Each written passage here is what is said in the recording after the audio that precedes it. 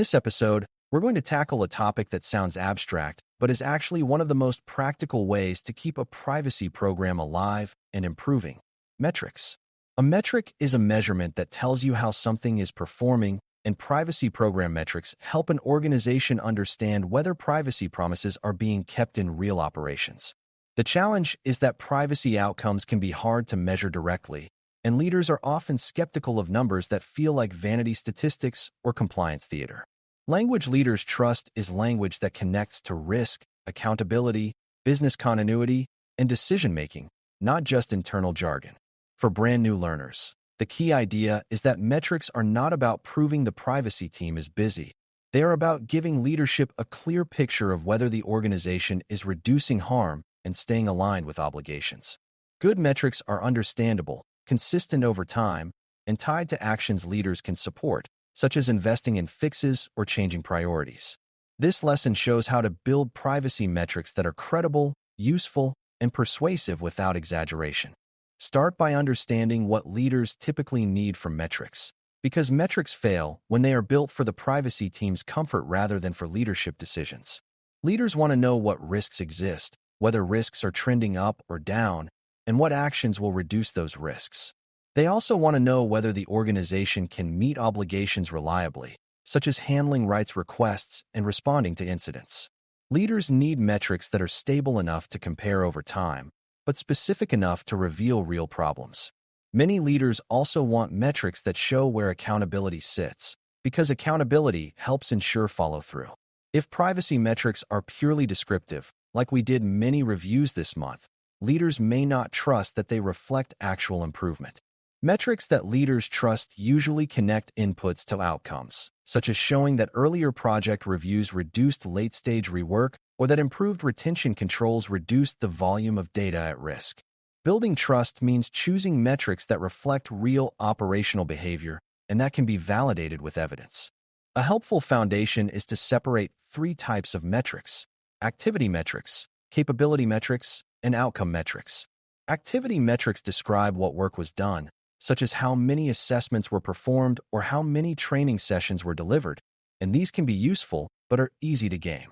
Capability metrics describe whether the organization has functioning processes, such as whether inventories are current, whether retention schedules are applied, and whether access reviews occur on time. Outcome metrics describe results, such as reduced time to fulfill rights requests, fewer incidents involving personal information, or reduced data retention volumes. Leaders tend to trust capability and outcome metrics more because they indicate program health rather than program busyness. Activity metrics can still be used, but they should be framed as leading indicators and paired with evidence that they contribute to outcomes. For beginners, the key is not to chase perfect outcomes, but to build a balanced set that tells a coherent story. A coherent story is what earns leadership trust because it connects effort to improvement. Another important concept is that privacy metrics should be tied to the data lifecycle, because privacy performance is expressed through how data is collected, used, shared, stored, and deleted. For collection, useful metrics might show how often projects justify new data elements or how often minimization decisions reduce collection. For use, metrics might show how many new uses were approved through formal review versus discovered later as exceptions. For sharing, metrics might show the percentage of vendors with completed privacy review and ongoing evidence checks, or the number of high-risk data shares that were reduced through minimization. For storage, metrics might reflect access control health, such as how many privileged roles have access to sensitive data and whether that number is decreasing. For retention, metrics might show how many datasets have defined retention schedules and how much data is past its retention window. For deletion, metrics might show the success rate and timeliness of deletion processes. Life cycle framing helps leaders see that privacy is operational, not theoretical, and it helps identify where investment produces the biggest risk reduction. Metrics also need credible definitions, because trust is destroyed when people realize the metric can be interpreted multiple ways. If you report rights request response time, you must define when the clock starts, when it stops, and what counts as complete. If you report the number of incidents, you must define what counts as a privacy incident and what severity levels mean. If you report inventory coverage, you must define what systems are in scope and how completeness is measured. These definitions should be stable over time, so trends are meaningful, and any changes should be explained clearly to avoid confusing leaders. Another trust factor is data quality, meaning you must know where the numbers come from and whether they can be verified.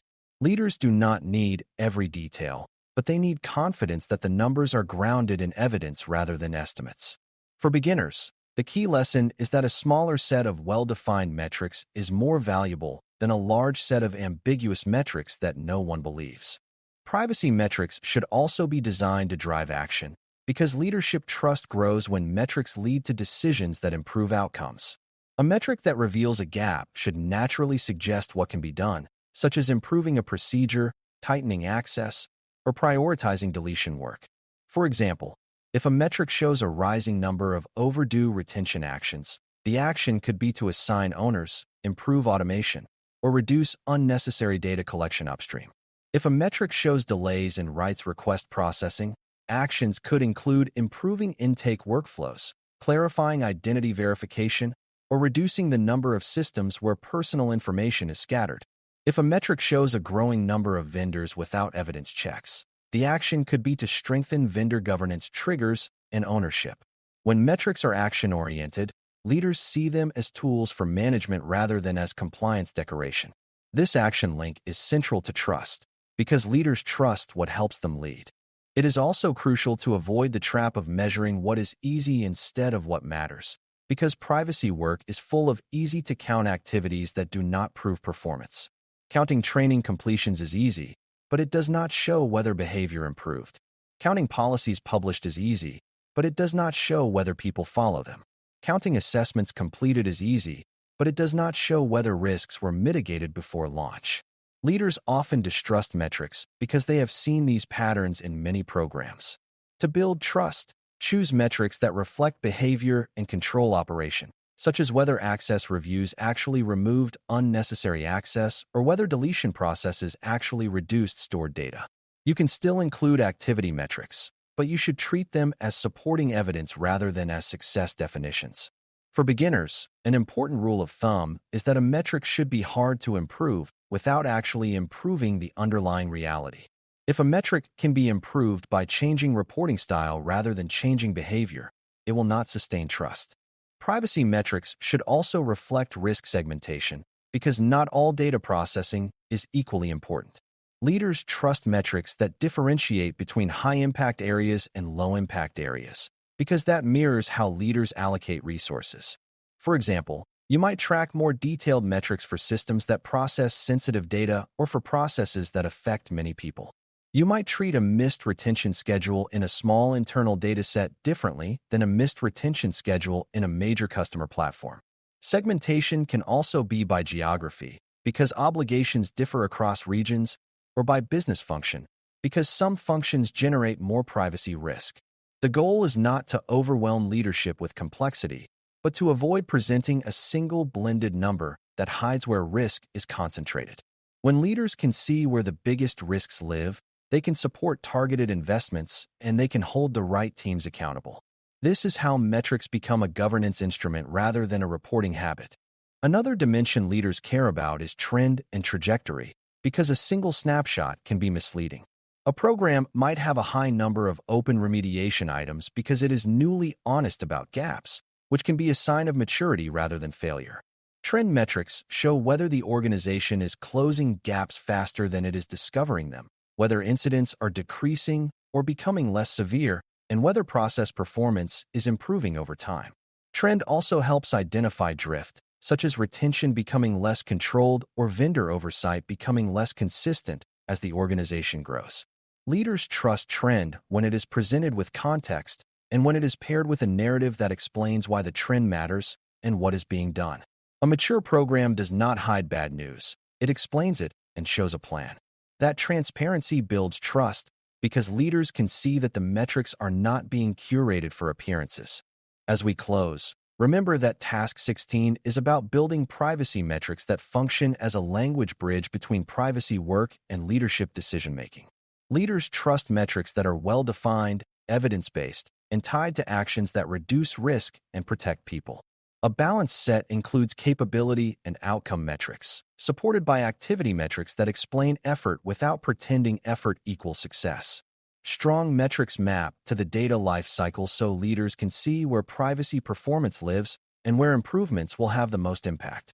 Credibility comes from clear definitions, consistent scope, and data quality that can be validated, while usefulness comes from segmentation and trends so leadership can prioritize and track improvement. When privacy metrics are built this way, they stop being a report that people skim and start being a management tool that guides investment, accountability, and continuous improvement. That is why Task 16 matters. It equips you to measure what matters and to communicate privacy performance in terms leaders can understand and trust. Thanks for listening. For more audio courses, daily newsletters, and more, please visit baremetalcyber.com.